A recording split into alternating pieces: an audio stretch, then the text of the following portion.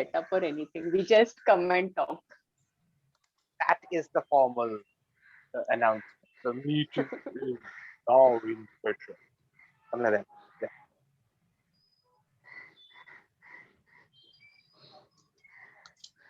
Yeah, actually, we don't take any consent or anything from our members when we record. So I feel we should ask Vijay and Reggie to do something about that.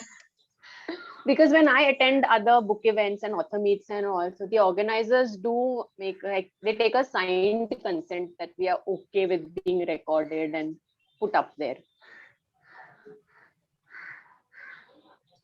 I mean, there are two levels to this. First is the consent for recording.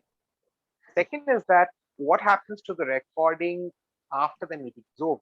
So if you put it up on YouTube and make it a private video and only share to those particular people, then of course, that's the like two-step verification. So I think even if one of them is satisfied, I think that should. But yeah, I think asking people and taking their permission is probably not a bad idea. Anyway, that's all. Yeah, but given how less or few people we are over here, I think permission is automatically given to us. There are barely Mostly 4 or 5 it's people, us right? only. This is like your hospital consent form, you don't have a choice, you just sign it. Yes. So So anyway, ask for the book, so I couldn't find that book. So anyway, that problem is not arising whether I can show it or not. So there was this book I was given by Neelam Sharma, who's one of those Booksoul. reviewers. Booksoul. Yeah, so that was the only book I reviewed for her, and she had sent me a copy of this book called My Little Infinity by Karanveer Singh. So why I mention it here is that while when Breath Became Air became so famous, so popular by the strength of its writing itself, I obviously Paul Kalanithi passed away before he finished the book. His wife finished the book for him. All that obviously is a novel situation anyway. But having said that, even the book itself, the way he's written it, the emotions expressed, and the matter of fact way in which he's talking about everything in the book, that made it popular. So why I talk about this other book is Karanveer Singh's father, his mother, and his sister. All three were doctors. Were doctors. His father started writing this book, and in the meantime, he contracted cancer. So there was a long-term treatment which he went through. So the father keeps talking about how he was positive throughout, how his family was a strength, and he was going to emerge out of it, etc., etc. And he speaks about that. Obviously, it's a lot more amateur writing in terms of what he has written. He's not obviously an author. But there too, the same happened. The father passes away eventually.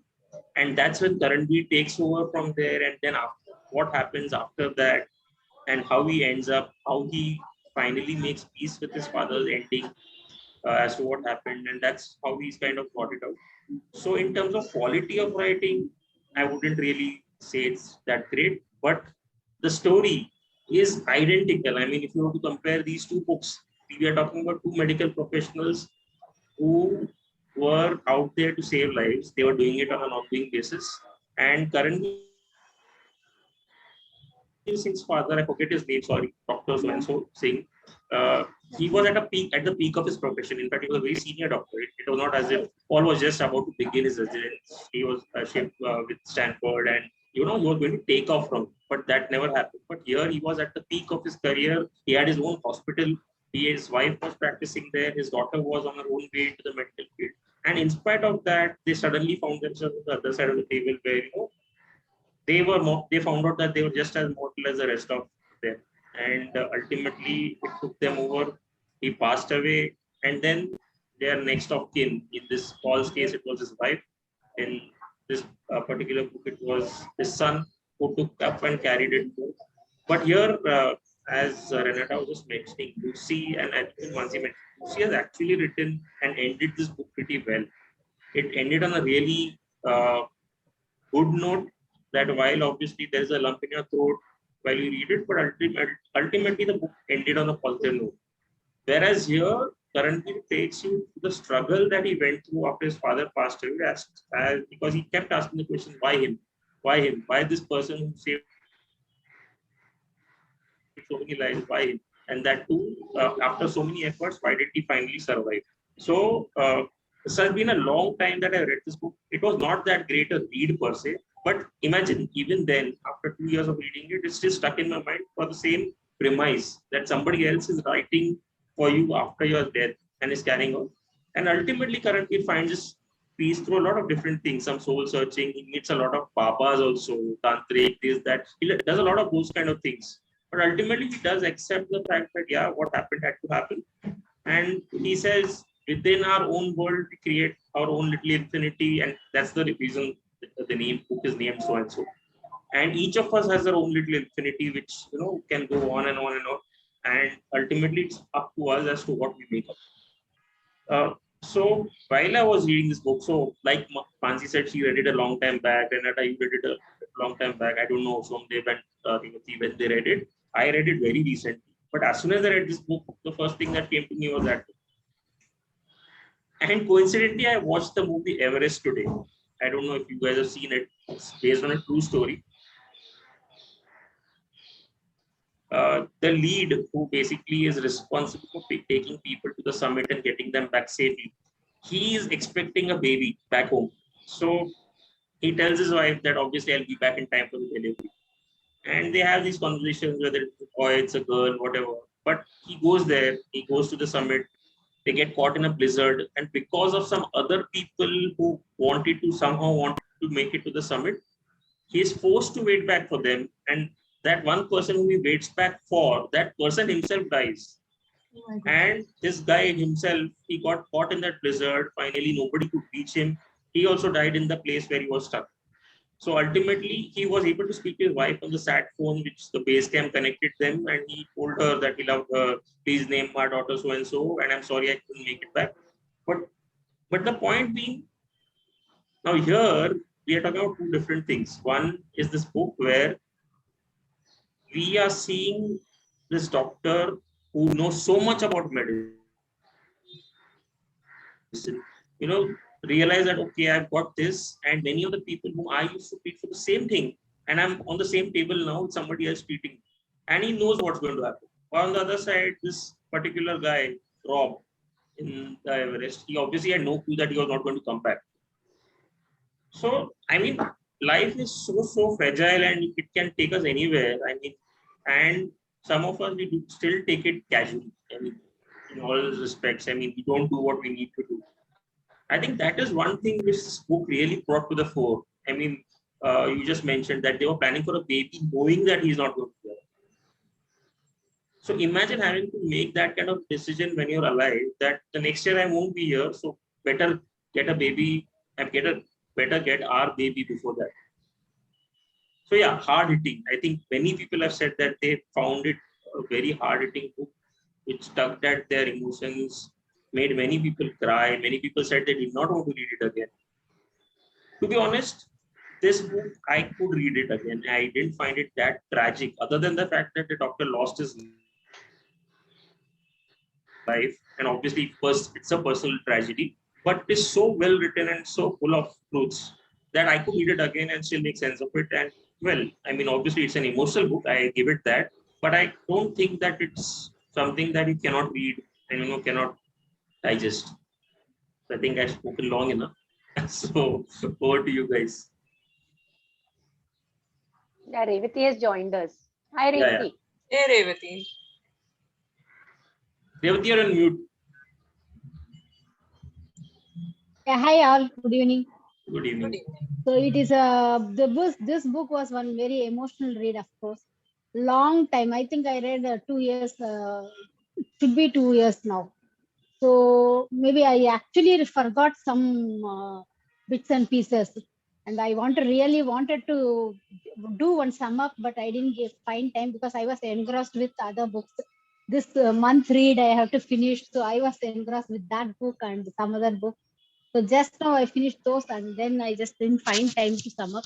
But anyway, this one is like that is what that it is. Though it is, we know, everyone know that it is the tragic. The end is tragic, but how it is been written so well. Even that end part, he will not narrate. His wife would have narrated that book. If the book would have been completed by his wife, the last moments, how he faces the death and how the child he just holds, and that was like very moving moment. And there are a lot of truths. It has to be like it is like slap on your face. A lot of truth are like a slap on your face. You have to accept that certain truths. You have to accept that death is next, means you have to see that it is how it is. Now recently I read that last lecture, Randy Post. So this was also the similar content, and I could relate. But I felt that this book was very emotional. Randy Post book was like more of how to lead life and Life what, lessons. yeah, life lessons more of. But this book was like literally make us cry. Actually, I want to read once again, but that's what I was busy with some other books, so I didn't find time to take this book for this week. Anyway, I'll read and then I can post another review also. That is a book. It makes us. It takes us that way. Yeah, please someone continue. This Paul had taken up medicine also later in life, no? So like he started with literature and philosophy. So like when I was reading it and the language, like when Sachin spoke about the other book, that a very good life story, but in terms of readability, it falters a bit. So in Paul's case, like he already had a very strong literature and philosophical Background. background. So Yes. he had those influencing his professional life, and like I was wondering, like outside of physicians or or people from medical background, like in anything else we do, how much does our reading influence our work, and the things that we read, the things that we learn, how much do we actually take in those inputs and use them in a completely different field, and then you get this entire new product that has come out in a different way from what you started off with. So, it's like when you talk about a career, there are so many things that are contributing or can contribute to that. It's not just about spending 3 years or 5 years, getting your degree, getting a job. There's so much more that makes a life wholesome.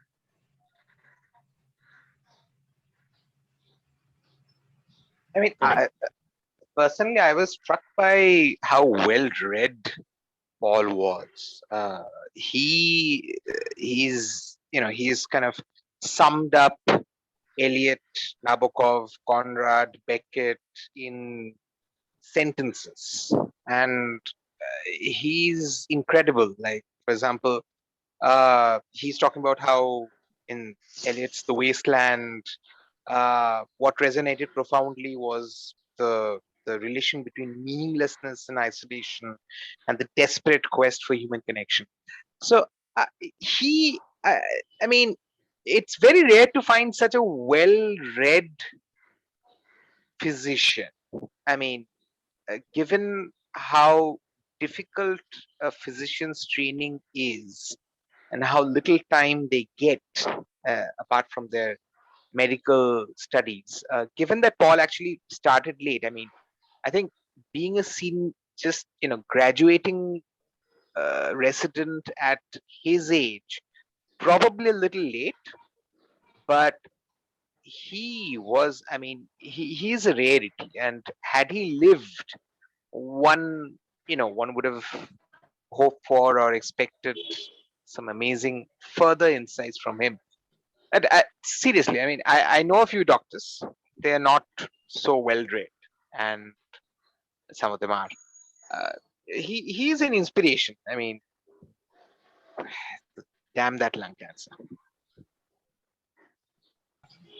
I agree. I think what also comes out is that Paul is something of a prodigy anyway, because grasping so much of literature that he has and managed to grasp in his childhood, early childhood, or his youth, and across the span of classic literature, all the authors that Shomdip just mentioned, I mean, they are not easy reads by any standard. And he went, and there have been times in the book where he has mentioned that he went back to reading them as a solace. So I don't know personally, how many of us would do that? I mean, how is going back and reading something or language that is not the spoken language of today? It is actually, it takes me the time it takes me to read 2-3 sentences in normal language. It takes me the same time to read one sentence of classic English literature. And I say this after having read it for so many years. So imagine the grasp or the ability that his mind had to capture these in their uh, entire spectrum and manage to condense what they said in a small number of words. That is one. And also he did enter the medical field late, but that didn't mean that he took his own sweet time to get to a certain level there. Even there, he proved himself to be a prodigy. He was obviously destined to do great things. There was a role that was being reserved for him till the time when they realized that actually he may not be able to do it because of his condition. That itself tells you how he was regarded in his own circles. And well, I mean, he definitely was on his way to become something different, a unique kind of personality. Being a doctor with a bent for the creative, that is something else altogether. I mean, it's not all about just being the doctor that he would have been, but it's also about the other angles to his character or persona that was showing right from the start. And I think it helped that his family background, his mom, who forced them to go down that way because she had come from India. She was trying to find her own feet in the US. His dad was a doctor, so he got the best of both worlds when they were younger. And I think even his brothers went down a similar road. So I think that was a big influence on him. And well, a life cut tragically short. That's all that comes out so well. I think I would like to say this in the lines, like if he's been living, we would have not even known about his whatever his qualities he had. And since he had that tragedy, he went through the tragedy. He just we have got to know about that what prodigy he is and what a person can pursue, like not in just in one field, it is in different fields, how they are excelling by themselves. So that is actually a way of seeing other way. So I see that way that if ever he is there means we would have not even got to know, because we would have not written a book. He would be busy in his own profession now.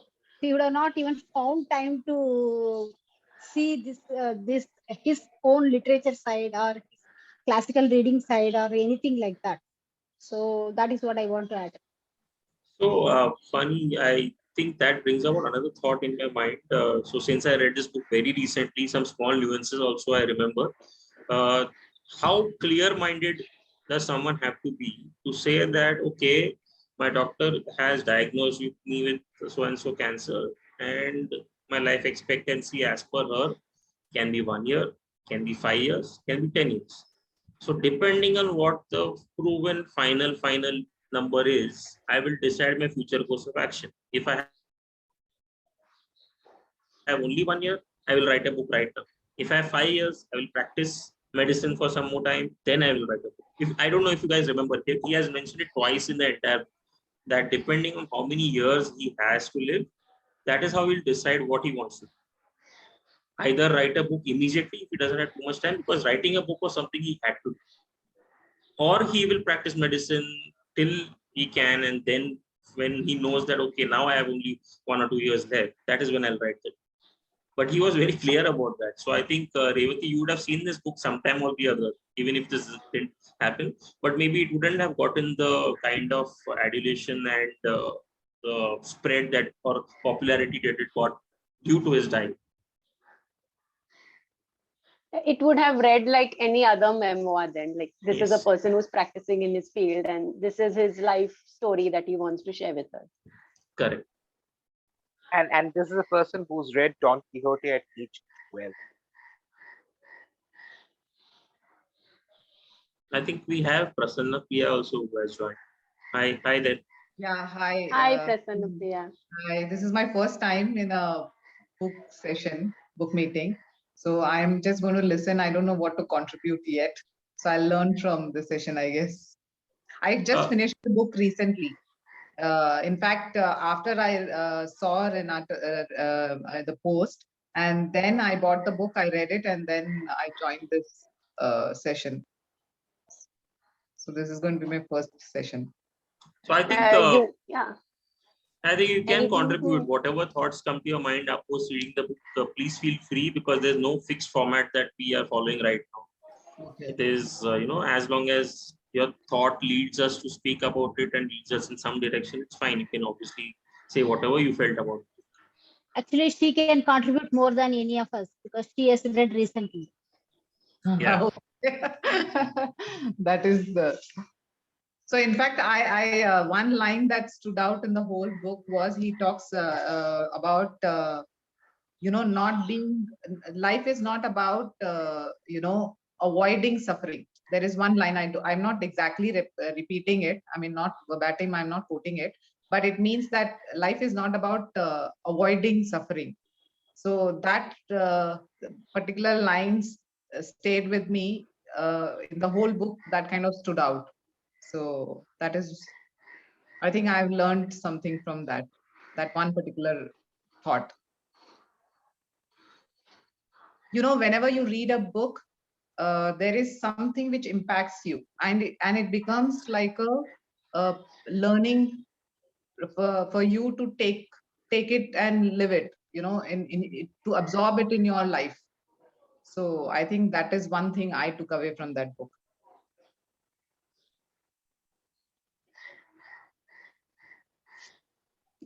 Yeah, so I think the line that you're talking about is Lucy asks Paul, will having a newborn distract from the time we're together?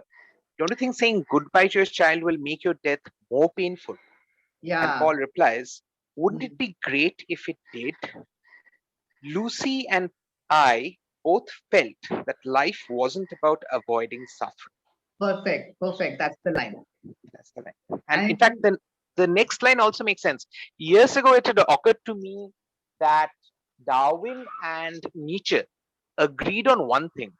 The defining characteristic of the organism is thriving.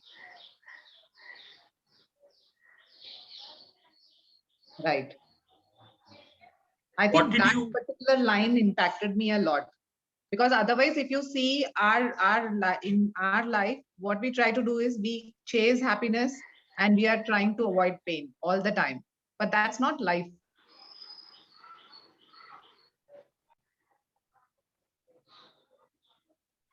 I completely agree, and these are actually the kind of books where you actually can think about picking something up and trying to do or implement some of it in your own life.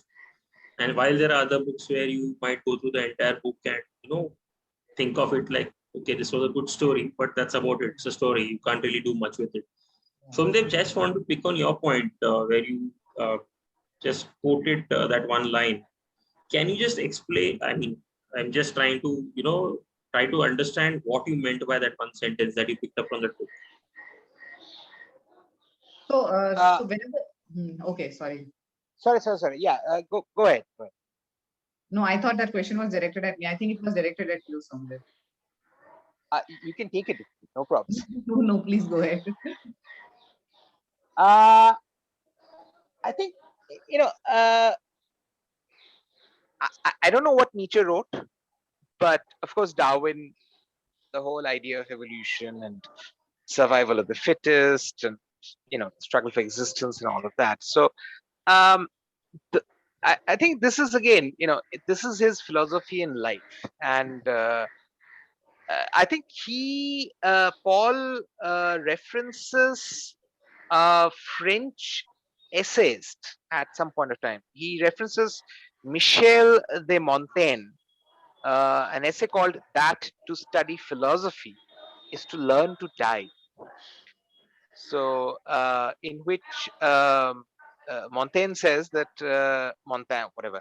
if I were a writer of books, I would compile a register with a comment of the various deaths of men. He who should teach men to die would at the same time teach them to live. So I think what they mean is that life itself, of course, has an end. Entropy always finds a way. The second law of thermodynamics cannot be defeated. But as Anne Malcolm said, life finds a way, and that way is through struggling and suffering and sort of trying to run through a field of molasses. So some people tend to break apart. Some people tend to keep going. I think Paul also references Beckett, where he says, "I can't go on, I'll go on." So this is Paul's philosophy. Come what may, I'm going to weather the storm. I'm going to sort of push ahead. So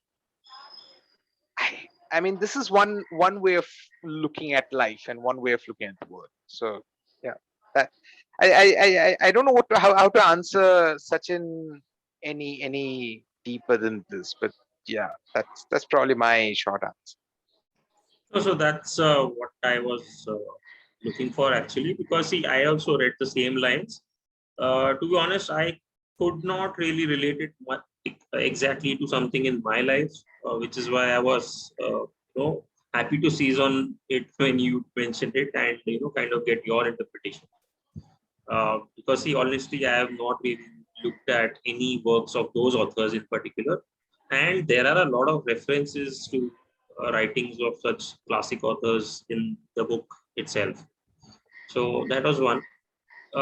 What did you guys think of Lucy's contribution to the book? I mean, while she has rounded it off and ended the book very well, uh, I couldn't actually place her state of mind while she wrote that, because it seemed to come almost, I don't know, maybe a few weeks or months after the Paul passed away. I think, I'm not too sure over the dates there, because I think it was mentioned that it is 1 month since Paul died or something like that. So anything on that bit? She did come out with another book later, right? When the child was born. It released about 2 years or something after Paul's book. So, like you said, Sachin, her frame of mind appears to be completely different in the two, because in Paul's book, we know she's also going through a lot, but at the same time, she has to be strong for the new baby that's coming, will be due soon. So, it's like somehow her tone sounds like she's just saying things as they are, that emotion is not coming through, and you see the difference between Paul's writing and her writing within the same book, Exactly. and That they're is going through the precisely. same thing, but the tone difference is very apparent. Yeah, one was obviously the writing style itself, which would have been different for Paul, as he was actually a classics guy, literature guy, versus what Lucy was writing. That was one thing that was expected, obviously. But the I difference didn't in find any emotional connect in her words, so I thought maybe she precisely intentionally No, kept it detached, or she was detached at that point. could no. be. I saw an article somewhere. Her after Paul's death, she goes to a place where they used to go and sit. I just forgot. I saw an article soon after I read the book, that where she sit with the kid, and she just plays flowers, and then she just, that was one emotional read actually. That was very emotional read. I just forgot that article or whatever it is. But of course, as it is been, Paul is like completely a writer, like literature, like he just completely pours out whatever it is. And whereas Lucy is like a bit practical, she just see things that I have to go ahead, I have to move forward, I have to see things like that. So that is a way I could see Lucy's state of mind. I think that's In a fact, very typical the way women function when they are in in this kind of a situation. They kind of Yes. shut down emotions because it doesn't pay you to be emotional. They just want to kind of deal with it and move on. So they become very practical. Yeah, I it can- weighs them down. If they are emotional, it will weigh them down. Correct. So they don't want to let that happen. So they want to just show their resilience, and they come up at least not knowing to the world that their emotions. It will be inside. The issue is happening. So I think that is very evident in Lucy's whole being there in that whole book. She is kind of taking on to the whole situation and is dealing with it. No crying, no, no getting emotional, that kinds. Um, In I mean, is this because Lucy is a woman, or is this because Lucy is a doctor who doesn't have a literature background? So I think all of it. I wouldn't say just the one, because I could relate to Lucy in terms of woman. Okay, how I would deal with a problem like that is like that. I mean, that's the way I would deal with it. So that's why I kind of could relate to that kind of she being like that. Yeah, doctor, I don't know. I mean, I can't say So, necessarily. so the logical conclusion is that you would react as Lucy did, or Yeah, Lucy would probably react as you did. yeah, There could be another person who'd react similarly, not a woman, perhaps. could be, Not could be. That's also necessarily a woman. possible. That's also possible. Yeah. So No, as a reader, you always try and see yourself in a lot of characters. While I couldn't see myself in Paul at all in any ways, but I could see the way Lucy was. So like even when we are watching movies, we always identify with certain characters. So it's the same thing like with books also. I think for me at least that's the way it is. So that's why I said what I said. I mean, I completely understand, but I'm kind of a little confused about the categorization about this is how women feel. Do all women feel like this? Not necessarily. I don't How know. about the other women? We've got mostly women here other than Shobdev and me. You can Revati, answer. No, I I can already say said in the beginning, no, you know, no. that That is what. yeah, go Yeah. ahead, Revati. Yeah. Mansi, you go ahead. No, that's what I said. In the beginning, what stayed with me was what Lucy had written. I mean, it was beautiful the way that particular part which she has expressed herself. It really stayed with me. It struck a chord. Somewhere it struck a chord. So I guess, at least for me, it was relatable. It's been quite a while since I read the book, but that is something which had, I mean, at that point I actually went back and checked my review regarding what I had written, and that was something which, and even before I read that, somewhere I remembered I had mentioned regarding the wife's contribution, so that definitely has struck a chord and stayed with me. So I have to say is like it is, of course, women has that strength more than men. Men tend to get broken when there is a situation like this. But I can literally say women tend to stay strong, and at least they won't show. They will show their resilience immediately than men breaking up. So that is what. So as a woman, I am strong supporter of women. I think I have several counterexamples to your hypothesis.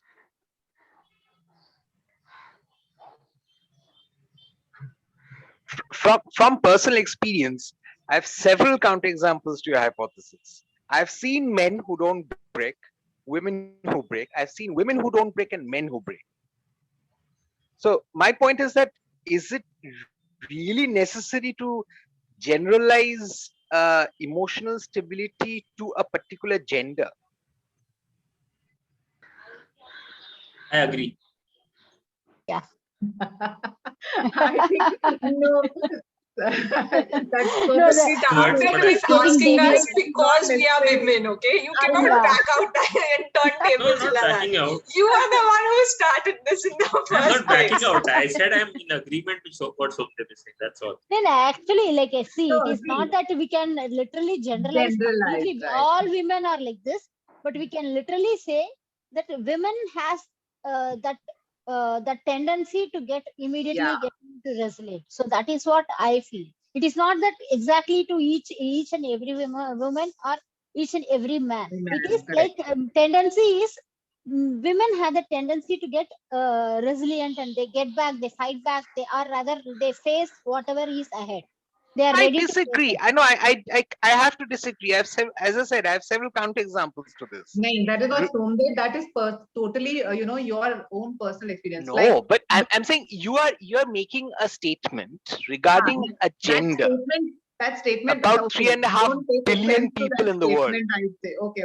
Let me take back my statement. That's not a very scientific statement at all. no, that's You not haven't a met right. 3.5 billion people.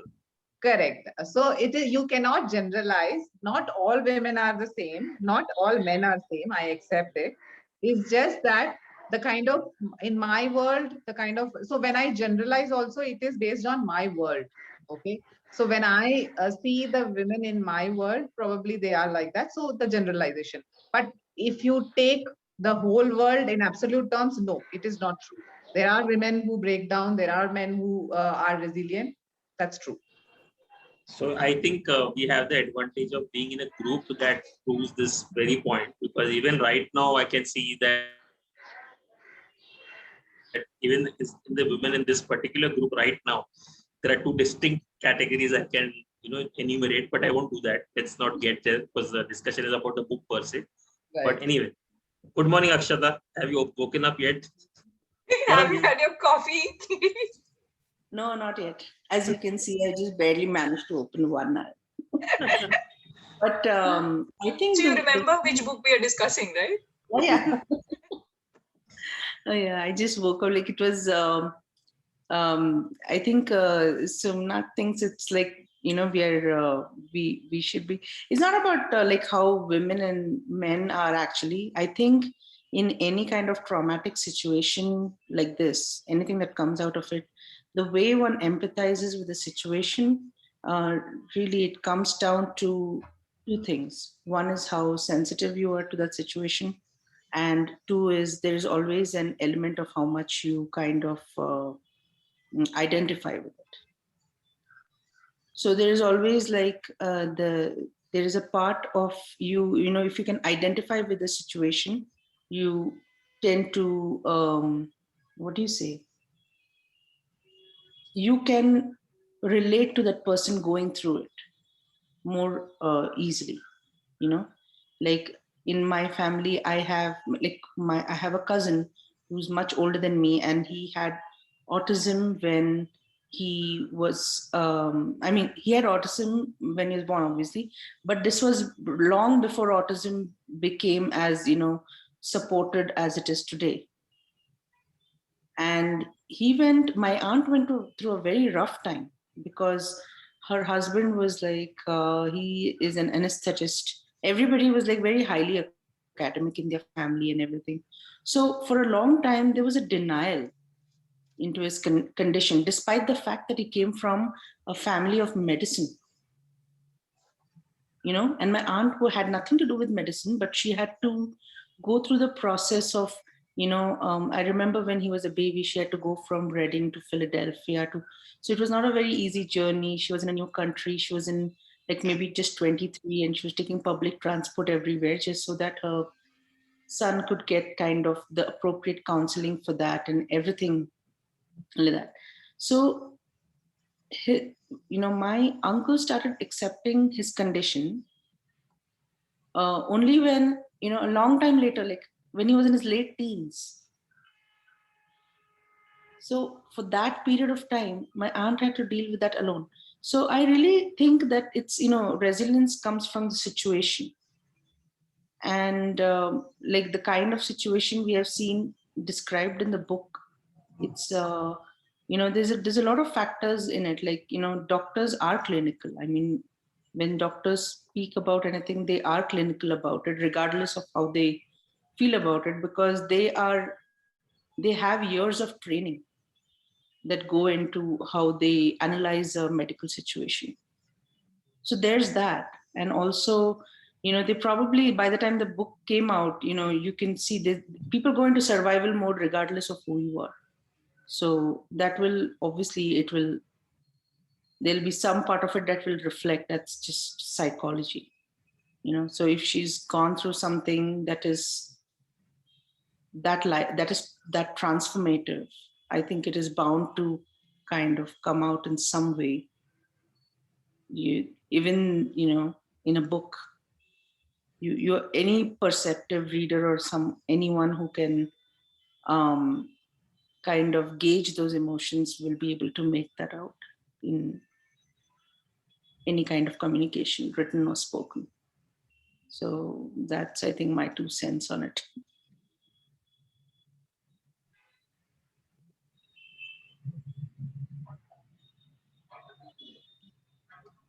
Akshata, did you read this book right now, or has it been a while? I have been reading this book in parts, actually. I don't know when these books, they are very hard for me to read. I remember reading, even the last lecture was like very hard for me to read. So I've been reading it in like parts. It's not that I can sit down and finish the book, So I don't deny it's beautiful, but these kind of books, they tend to take a very heavy toll on me. In fact, now that you mentioned that last lecture, I read that book long back and I read this book now. I think the last lecture had a much more impact on me than this. Oh, last lecture, I was in university that time. I remember he used to go around giving all these lectures, and he used to do push-ups, and he used to come on TV, he used to do push-ups and stuff like that. I used to think, this man is crazy, man. I don't know what he's doing. Like spending all his time, like doing all this stuff. Like it was very hard to, even now it's very hard to see how, when you have all these things going on, you can go ahead, write a book, go on TV, give lectures. I mean, it's inspirational, of course, but then a person going through something like that, I cannot, I probably would not have done it. No, that I see it differently, in fact, I mean, rather than dwell on the negativity, again, it's all about attitude. It's the same situation for everybody. I mean, in one particular thing, but each one gauges it differently. Each one handles it differently. It's obvious. So, I mean, this is brilliant. No, whatever time I have, I'd rather use it productively. That's the way I guess they see it. Yes, but productively is like, productively is also like, when you're thinking about time, you're talking about a person here who doesn't have time, and he has a very young family. Like even in my last lecture, his family was like, almost, it's like a replica of Paul's situation. Yeah, I've read the last lecture. Yeah. So that's what maybe again here, I have the risk of like kind of fluttering Somnath's wings again. I'm thinking like a woman, like if I have a kid or something, I will probably be like, oh my God, I can't do this. I have to spend time with my kid. I don't have time to go and inspire the world, kind of thing. I'm not saying it like that. I'm just saying that that's probably the way I would have thought, about it. Yeah, so I think everyone react differently to the situation. Exactly. But I think everybody goes through the same phases at least. There'll be denial at first, then anger, then acceptance, and then finally resignation. So I think it's at the acceptance and the resignation part, what you do is what changes for each person. But in that book, he says, no, that he went it in reverse. That whole format, he went in reverse. Precisely. So that is what is so novel about Paul's book, at least. So while we don't know what actually went through his mind, what comes out is he went through the process in reverse, because and that I attribute more to the medical personality that he was, and he was very clinical in his thinking about it. So he went from saying that, okay, I know it is this, and then he went to the normal human emotions in reverse. But for the rest of us, I think it's going to follow a similar pattern. But as Mansi is saying, it depends on what happens in those last two phases, which determines what the final output of that person is. If you resign yourself to that fact, then you might as well spend that time mooning around, bemoaning your fate, and losing that precious little time that you have, well, being sad about, along with your family involved. Or else you live life the way you want it to. Yeah, your life has been squeezed into a smaller window of time, but who's to say that? For example, none of us know when our time is going to come. That is the only thing we can't predict. So I think it all boils down to that. So I think while this book obviously gives you one example, but I'm sure there are millions of such people who have, gone through such times and have done something about it. Just that they were not authors. They didn't get a chance to write a book. So we only hear about such things through word of mouth, and that is if you know those people. Otherwise, you may not know. So while I can't personally speak for myself, because I don't know, again, it's a human thing. We tend to kind of block such things out as to why should you think of something like that. But I think in your heart of hearts, I think in some quiet moments of introspection, you might want to think that what do you want to be remembered as? So, and then automatically, if you start working on those kind of philosophies for your own self, forget telling the world about it, then you gravitate towards that end goal at some point in time. So one thing which came to my mind while I was reading this book is, although it sounds very not so nice to, say things like that after someone is passed away, that he basically decides to have a child. So, and I felt very sad about that fact, because he knew that he is not going to be there, and that child is not going to have a father. And still, they decide to go ahead with the child. That really hurt me for the child's sake. And also, I don't know, again, I'm talking from a woman's point of view. I don't know whether Lucy had, kind of heart to say no to it. Because of the whole situation, did she say yes to it? And the child, of course, did not have any say. So I felt very sad for that. So, I mean, I don't know whether it's a nice thing to say, but no, but it's an interesting angle actually, because see, you're right. I mean, Lucy may not have had the wherewithal to say no to someone who's her husband, her most precious person for her on the earth, and she knows that he's not there going to be there for long. Right. And that is one. It's the last wish. What can you say? Yes. That brings me to another interesting point. Throughout the book, Paul is obviously mentioned. He's obviously writing the book, so Paul. He keeps mentioning about Lucy, his brothers, his parents, etc. Another thing that brings about, that through some light on Lucy's personality. I'm not trying to typecast people here, but till the end, when I turned the last page of the book and I saw a picture of Lucy, Paul, and and their baby, that's the first time I realized that Lucy was not Indian. Did any of y'all even think of that entire thing while reading? Because I always felt that he's from a Catholic Indian family, Malu family. So Lucy also must be that. I actually did not feel that. But then that's I always thought mentioned, that. I think, no, I just got a feel somewhere like she's from, I got a feel. Yeah, she's not Indian. That was a feel I got. So that's what you got a feel, but it was not explicitly mentioned anywhere. I think, I don't think. I think it was implied somewhere. I'm not sure exactly. Yeah, exactly. Yeah, I think I feel like remembering somewhere it has been a point as a note, small note. I just remember that they met as students. Yeah, that's all. That's what I know. And I assume that they met. It sat in my mind that she may. I mean, I did not even actually think about whether she was Indian or she was not or anything like that. Actually, yeah, it was like when they met in somewhere or so, like as students. It is somewhere outside India. So I never got the feel that she should be Indian. So Yeah, she's like from, yeah, wasn't here. I probably would have been surprised if she would have been like a Mallu cat. exactly. It's been Indian.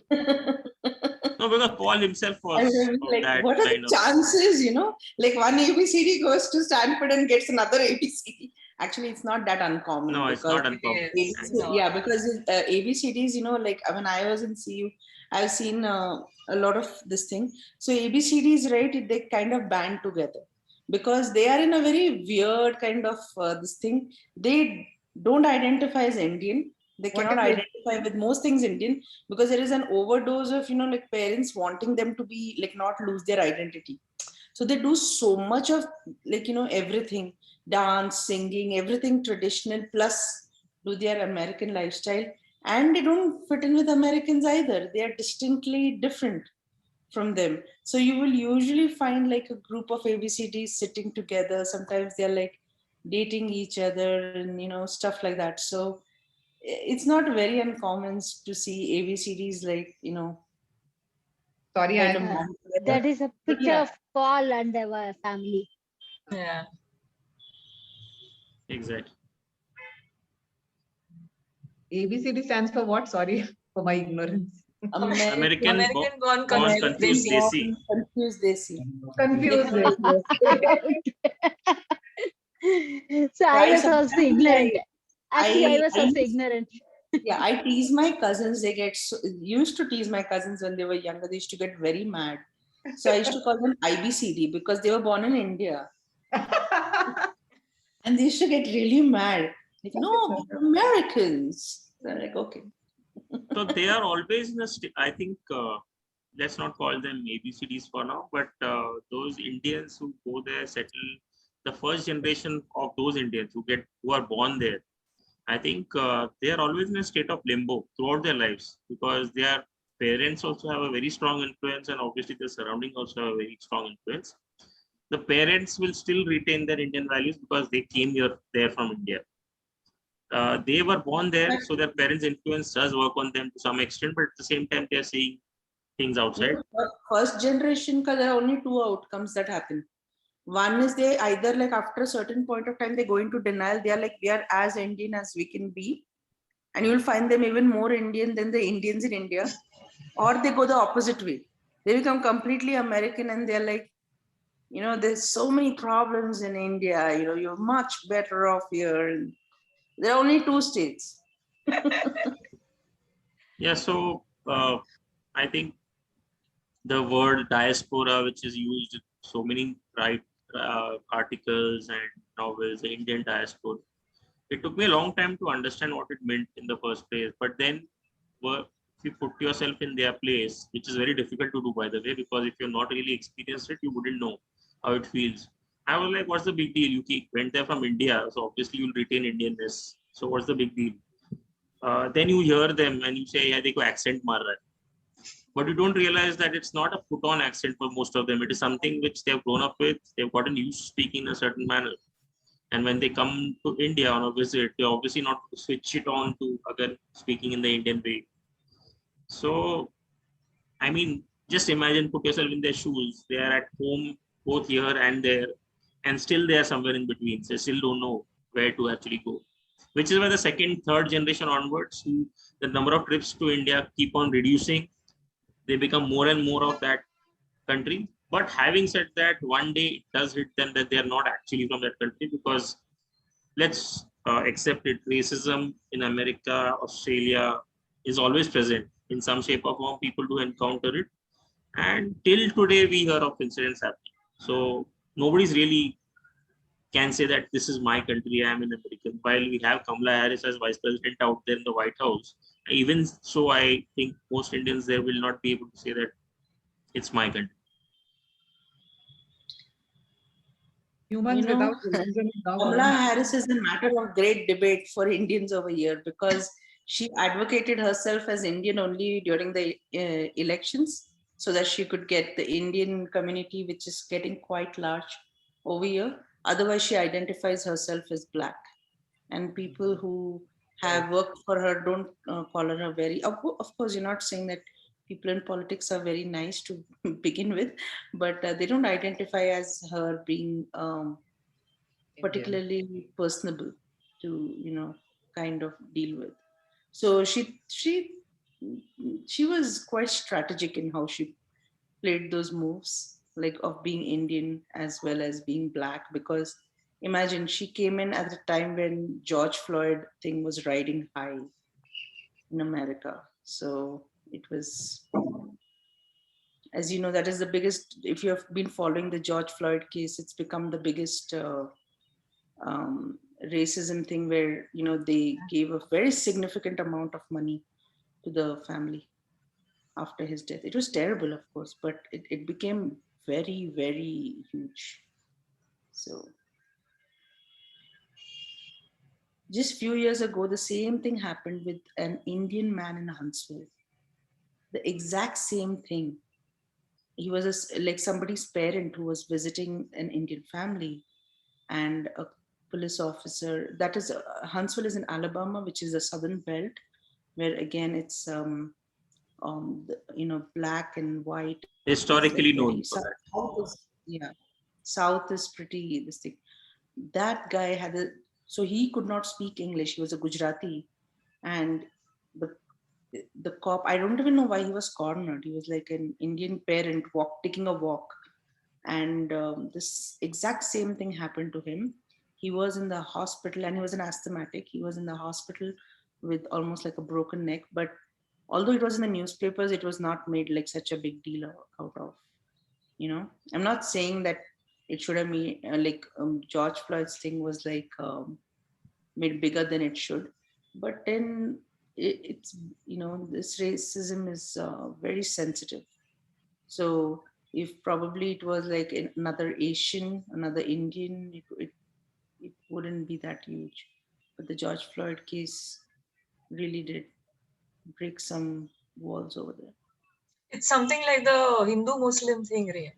I mean, it's not like it happens, and it's politics, communities. I mean, until we have religion and countries, divisions, this is not going away. Till we become world citizens, till we identify ourselves as world citizens, this is always going to continue, no matter where. It's irrelevant which country you are on. Yeah, and it's like it was there like everywhere, Black Lives Matter, and everything. Even I think even people in India were posting that. But there's so much going on in India, and there's so much going on. I mean, that's the irony of it, that it's kind of very selective unfairness that you feel. I think. Renata, did you mention that you had read the other book written by Lucy as well? Or I haven't read the book. So the background story was that Lucy married a man who had also lost a spouse to cancer. And he also came with a kid of his own. So her book is about these two broken families and how they made a complete family. So that's what this book is about. So again, it's a lot of hope that she's bringing into the picture from where she came in and where her husband came in. And the tone is completely different from her own afterward in Paul's book. So when you mentioned about her style of writing, that was when I remembered the other book. So yeah, I mean, that inspirational tone does come about in this second book. So over here, we can see that she has grieved and she has moved on from there. Now she's coming into this new place. So it's an inspirational book in its own way, like nothing to compare with Paul's book. okay. So my next question would be: since you haven't read the book, obviously maybe you may not answer this, but is it a good book to pick up and read? It is, of course, it is a good. Anytime it is good. Yeah, I mean, it's a book about hope. Yeah, so definitely it's a good thing to pick up. Yeah. So it is about hope, and it is about acceptance. It is about acceptance also. So you need to accept what is the situation around. So that is when you accept, the expectations will be less. So more the acceptance, more the expectations, less the expectations. So I could see that way. So that I can say this is Very good. I think, yeah, I think the book will be really valuable to people who are trying to like cope with something that is huge, in their lives, who don't know how to like kind of move on, not move on is the wrong word, but like kind of how to deal with it. Yeah. Because there are a lot of times that you have a very unrealistic situation in your life that, it calls for every ounce of your, you kind of lose that balance between how to be normal in that situation, how to like move forward in that situation, and then continue living from there. So I think life experiences like these and all, like probably like if I'm living a completely average life, I will read it, I will, empathize with it and all. And but at the end of the day, I might just, it's just a book I read, but it may make more sense to someone who is dealing with a difficult situation in their lives. They might take a lot more from it than probably a person like me would.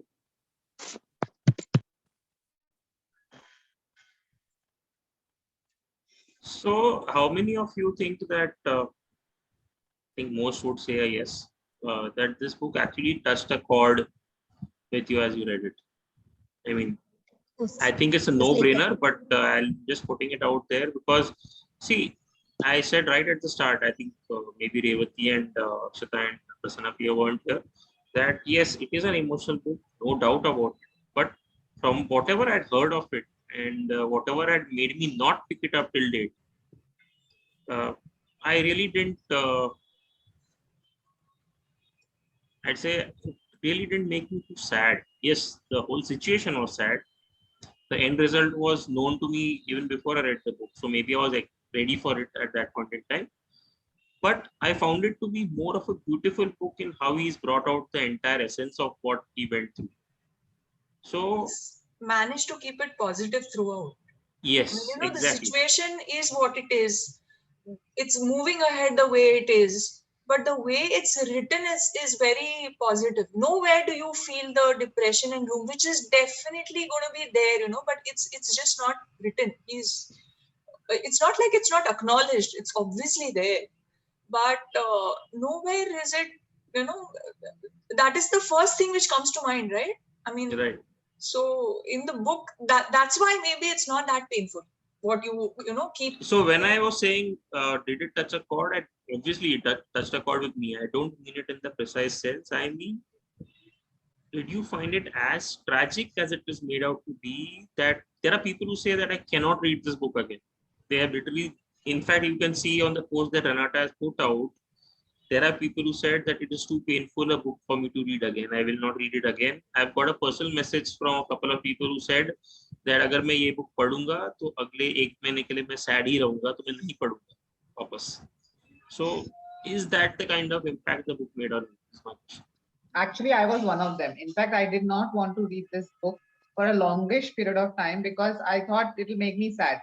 And but to tell you the truth, I just got the book, and after a long time, I just decided, out of curiosity, to read that, and it did not make me sad, if you ask me, like the way I thought it would. So I think Mansi is right. It was quite kind of Positive. yeah.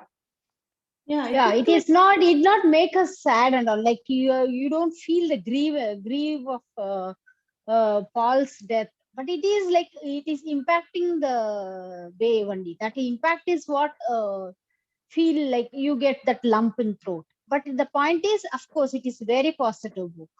How to deal with, how to accept, and how to move ahead also. So the point of he wanted a child is one way it is moving ahead. He's just allowing Lucy to see after him. So after him, what will be her life is like, at least she has one imprint of him to look ahead and see life ahead and move ahead. So that is what it one way it is the book is saying. Essentially, Yeah, he's but I offering did her a not piece get of him. that. I mean, it's like a parting gift. Whether she wants it or not is a different disputable topic, as you said, Priya. That much I agree. I don't know. But maybe it was a mutual decision. And it has to be. I don't know whether it came from her, I mean, not being able to refuse or whatever, because it's a difficult stand to take. I Yeah, agree. yeah. You know, it's bad enough trying to move ahead. And plus, when you have the child to constantly remind you, I Correct. don't know. Maybe if in her position, possibly I would have said, this is No, not for even me. I feel the same way, Mansi. I would have said no. Can't I be. don't know, but you don't know, Priya, unless and until you are in No, that no, it situation, is you like, don't yeah, know. Right now, you exactly. can, When we have come out of that situation, rather we are out of that age, we don't know where what we will Correct, be. correct. When we are in that age, we will feel that okay, I'll let me have one kid. At least if he's not there, I can see him. I can be exactly. with him. Like that feel would be there when the age is there. When we are at Correct, that age. correct. He sounds too sensible to be, like the to have a it had it to have a unilateral meaning like that. Because if you just look at it that way, it seems like inordinately selfish for Yeah, someone to have it just so that his imprint is left behind. Because when you're dead, you're dead. You don't know what's happening behind you. It's people who live after you who have to take the brunt of that happening. But I'm sure that there was extensive discussion between the both of them that was not covered in the book. So we right. will never know what made them actually come down to that decision, to have a child. And you never know, it might have been her decision, not his. Exactly. Exactly. So it could be, something like that. And, as for the book, like, how tragic it was, both this and last lecture did not have anything that was like spilling tragedy from day one to, from page one to the very end. But I think it's the essence of the book that, gets some people and doesn't get some people, because throughout the book, you are very aware of what the principal character in the book is facing, and that as a human being, always like hits you on many levels. Like mortality is something that it doesn't matter how endlessly you talk about it, if you yourself have to come to deal with it, you don't know how you'll react. Every facet of everything, like, when we're talking about positivity, negativity, it just becomes moot at that point. It just becomes you, and there's no right or wrong way to deal with it. I mean, if a person is feeling like completely negative, you can't tell them, you be positive, kind of thing. It's like you go to a drug addict and say, you can't take drugs, you've got to be positive about life. It just doesn't work that way. So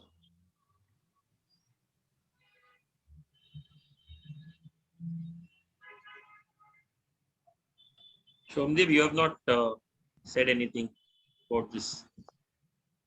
No, yes, I mean, Paul, uh, I mean, his emotionally, he's a very stable person. He sees things through the lenses of medicine and science on one hand, literature on the other hand, and another part of his personality is his faith. So somewhere he is at peace. He understands what he's going to face, and he sort of gamely walks up to it. Why do we read literature? One of the reasons we read literature is to try and understand what other people are thinking, what they're feeling. And we certainly got a very detailed picture of what Paul was thinking, who he was. We got some picture of who Lucy was, but perhaps not as detailed.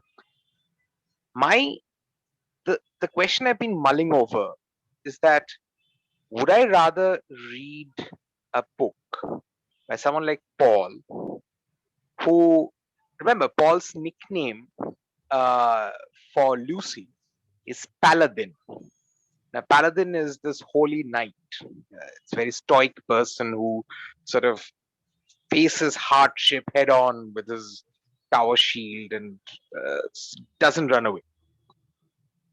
But would you prefer to read about someone like this, Or would you prefer to read about someone who faces the same fate as Paul, and instead of planting his feet and sort of weathering the storm, is blown away in the tempest and falls into a whirlpool of despair? But as they do so, they document every step of the way, exactly like Paul has. The question is, would you like to read such a book? And the second question is, would you want to? I think it's a matter of preference. It's like asking someone, will you watch Schindler's List again and again? So it's, it's how much you can take. If you can take it, you'll probably, I mean, some people have a taste for that. I wouldn't. So, I mean, it would probably I would need therapy after that. If I have to read someone documenting every step of their despair, it would not sit well with me. I mean, reading this makes me lose my appetite for the day. So, I would probably not sit down and read that. But I'm sure that some people will. Probably a psychiatrist would as well, because it would give them an insight into how somebody is thinking. But it's a matter of personal preference, is what I feel.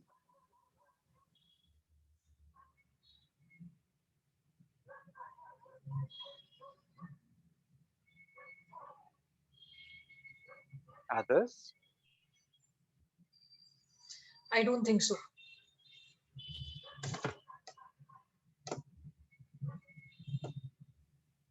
I'm going to start calling people by name. Yeah. Sachin? So I answered the question, right? Would you like to read a book about despair? About Yeah, I can despair? read. I'm Okay. the person who read emotional books. I feel like reading. I just dwell in it. I want to be with that. I just feel like, okay, if I cry also, I want to cry, and then I'll just like to see this. But more of fiction, maybe memoirs. I may feel a bit like maybe I may not touch memoirs, but fiction, if it is emotional fictions, I tend to read. I'm reading actually a lot of memoirs which are little emotional, more than fantasy or like that. Interesting. Thank you. Sachin, you didn't finish. No, I was saying that there are plenty of books based on, say, World War II, which start out with moments of despair, be they fiction or be they real life. For example, the Tattoos of Auschwitz being a case in point. Most of the book, I think about 80% of the book is where you actually feel the pain of people in the concentration camps, etc. But the end of the book is such that you are left with a sense of wonder that in spite of going through so much trials and tribulations, this particular person managed to come out of it, has his head held up high, and is in a position to actually narrate the story and actually show that this is what they actually got out of it, and this is where life got them, simply because of the resilience at that point in time. So such books, definitely. Then there are others where it starts off on a high, and then for example, most people would have read Anne Frank's diary. I mean, most of the book or the diary itself, the entries are highly positive and make out she's a highly positive girl. But we know what happened at the end. So that book actually left me with a very, very, my mood really went off on a toss that time, because while I knew what to expect, but reading something written by a 13-year-old girl, all her aspirations being poured out, or heart being poured out, mainly because she never knew that this diary of hers was going to be ever read by so many people. And it was all real. So those kind of books are something that obviously leave you with a sense of sadness, morosity, whatever have you. And I don't know if I'd ever read Anne Frank's diary again, because I know how it's going to end. So that's my take. It's, as Akshata put it, it's every individual as to what works for them, what doesn't. Some people can take a lot in terms of what they're reading. and they manage to come out with something positive out of it as well. And there are others who may not find the positive aspect to it just because, well, they don't see anything positive about it. And for such people, uh, it might be a tough thing to do. And see, some of us have our lives, real lives, in such a state that we feel that anything we read should not contain the same amount of heartache, pain, suffering, sadness. We have enough of that in a real life. So, well, let's just escape. Such people will not want to. So, and I would say that I'm a mix of both. True. There are times when I want to read or I'm able to read any kind of books. There are others when I quietly go and pick up a Robert Jordan with the Wheel of Time fantasy and spend almost a month reading that, because such books do take time. So that's my opinion. Okay, thank you. Prasanna Priya. I avoid it as much as possible. I avoid it. So I'm the kind of person who would, first ask whether it is a sad ending kind of a person. So if it is going to be sad, I try to avoid it. But so this book also, I took a long time to decide to read. In fact, this session was one of the triggers. So I wanted to be part of this session to know how others are thinking about this book. So I was curious. So that's how I picked this book. Otherwise, I avoided it for the longish. But I'm glad now that I've read it. It wasn't as sad as I imagined it to be. Okay, okay. And finally, Renata.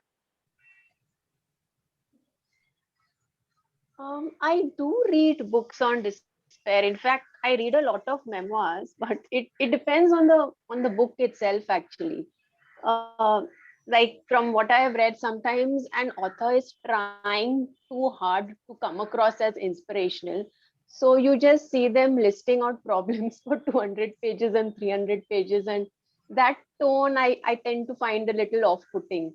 But certain books, like so many Holocaust survivors are coming out with their stories because they want people to know what happened in the camps, and they want to be the voice for the ones who didn't make it. And I mean, millions of Jews were killed during the Holocaust. And like, these are books that really give you hope that so many people didn't make it, but then these few did make it. And that is why we have these books in our hands. Otherwise, we would never know what was going on there.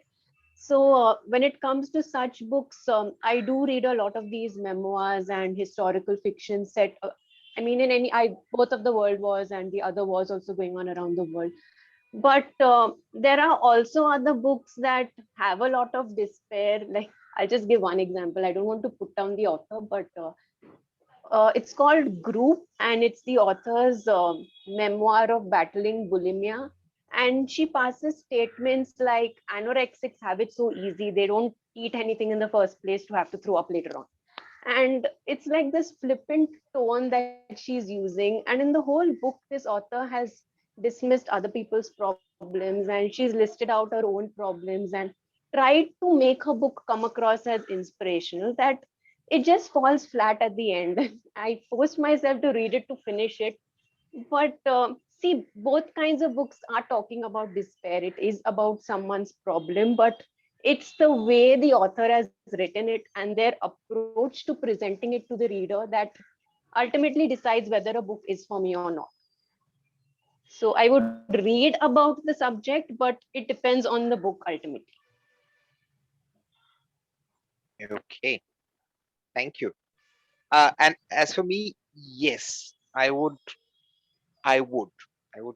try and sample what such a book might be about, and not just from, say, people from world wars or concentration camps, or in dire situations, but just a normal person, for some reason or the other, maybe some personal issue or something else, sort of spiraling towards despair. And I don't know.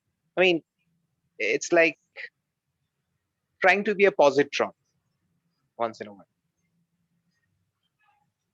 It's nicer to be an electron, to be attracted towards the positive, but sometimes not a bad to be a positive. Thank you all for the answers. Thank you. I wanted to ask you, Somdev, what book have you written on the chat? Written about on the chat? This is the book that Renata was talking about. This is a book by Nina Riggs. She was diagnosed with breast cancer, and this is the book written by this person. The husband of Nina Riggs is currently married to Lucy Goddard. So yeah, this is the book that Renata's speaking. Okay, we'll look it up then. Any last thoughts, anyone? I think we have spent 1.5 hours already. Time flies.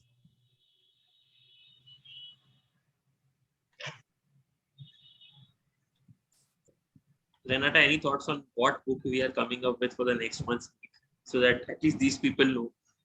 The next one is Punachi, Perumal Murugan. That I've read.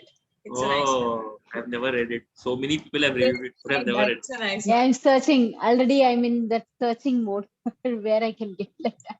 I have a recommendation for a book like at some point in the future. It's a single book written by an author. It's a really good book. I mean, but it has several elements in the same book. I don't think she's come up with a second book. It's Tiger Hills by Sarita Mandana. I don't know if anybody has read.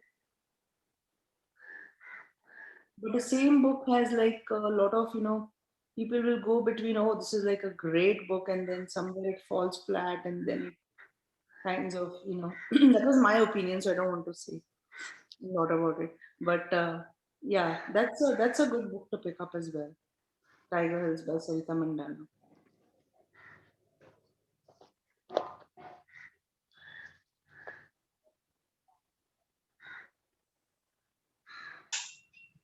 Adding Punachi to there.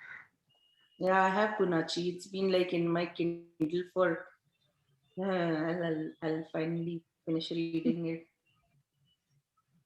Actually, So, he has a books, right? Those are really good. Which is like it's available on Amazon, the translated books. Like his Perumal Murugan's recently I read 1 part 2. That was like amazing book. It was amazing.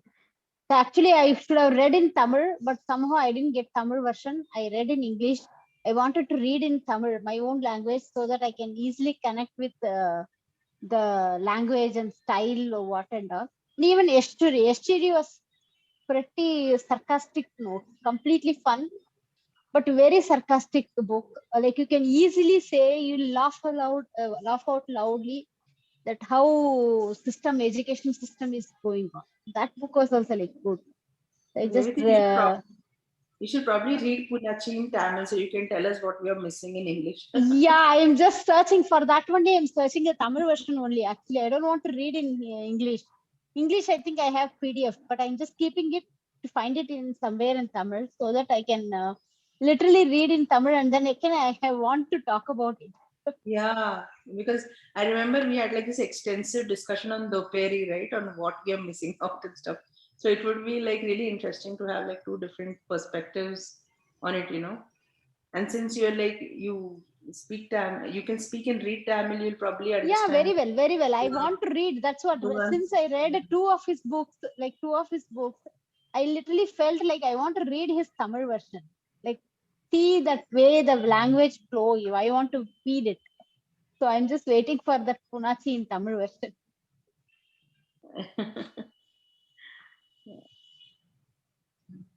Akshita, what time works well for you there? Because I guess the time differences keep clashing all the time. I can wake up. Actually, my exams are going on, so I sit up studying till like I mean, yesterday also I think 2:33 I slept. So that's why I couldn't wake up. Otherwise, I can wake up. My exams get over this week. Okay, okay. Because we usually meet around the 6-7 p.m. in Indian time. So otherwise, it's fine for you. Yeah, this is great because it's Sunday evening also. There's no point of pushing it like much later also, right? Okay. Everybody has to get ready for Monday, Monster Monday. So yeah.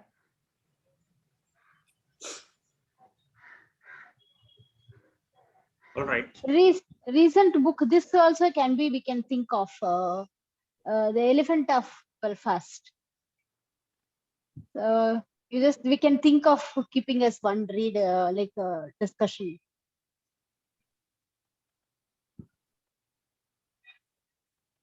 This is by whom? Which author? Kirkwall. All right. Searching for There it. was this one book that was mentioned to me by a friend.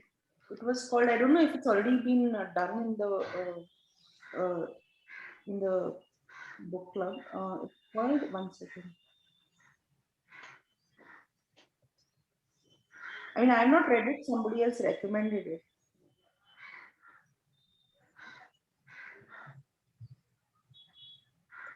Yellow Lights of Death. It's an English translation of a Malayalam novel. It's by Benjamin. Benjamin. Oh, it says Benjamin. Maybe it's a typo on her part. Like they would have So, like. Yeah, she's written it as Benjamin, but the name of the book is Yellow Lights of Death. So it's a translation as well.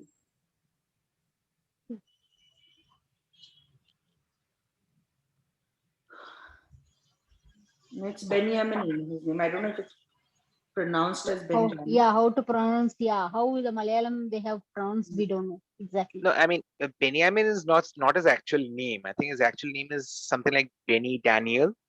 Correct. He's a Malayalam novelist. I think one of the books that I know of him is Goat Tales. Yeah, that Became is a somewhat notable famous. book. Yeah. It's listed under his notable works. I've not read anything from him, but he's won the Sahitya Academy Award. So I think Renata has written down quite a few names. Yeah, so I've got this jar that I put in all the titles, and it's you usually actually the shake it? members' recommendations that are in. Yeah, so then every month once it's picked up.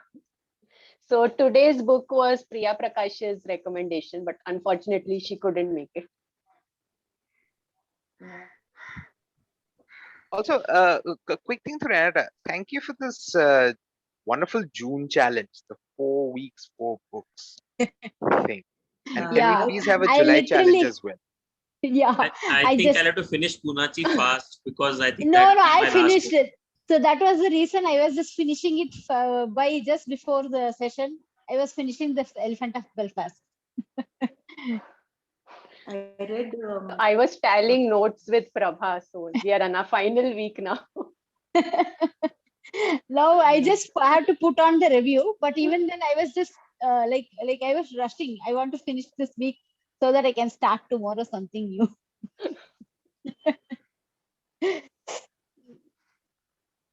But actually this year, this year I just took a challenge of 50 books for this year, and I am so happy I finished 29 by June. 29 books has been finished. So I just somehow weekly read. I just take 1 or 2 books. I'm just reading like something, anything. So weekends are like completely filled with for me now. Yeah. Thanks everyone for coming. Thanks Akshata. We know it has been difficult for you waking up, but thanks for coming. I'm still not completely awake, but it's Sunday, so I can go back to sleep in the afternoon. On a Sunday morning, you've woken up early and come. Thanks, guys. It was fun. Thanks everyone. Thank you so much. Thanks everyone. Thank Bye. you. Yeah. Bye bye. Thank you. Have a Bye. great day. Bye. Yeah. See you all Have a next great month. day. Bye.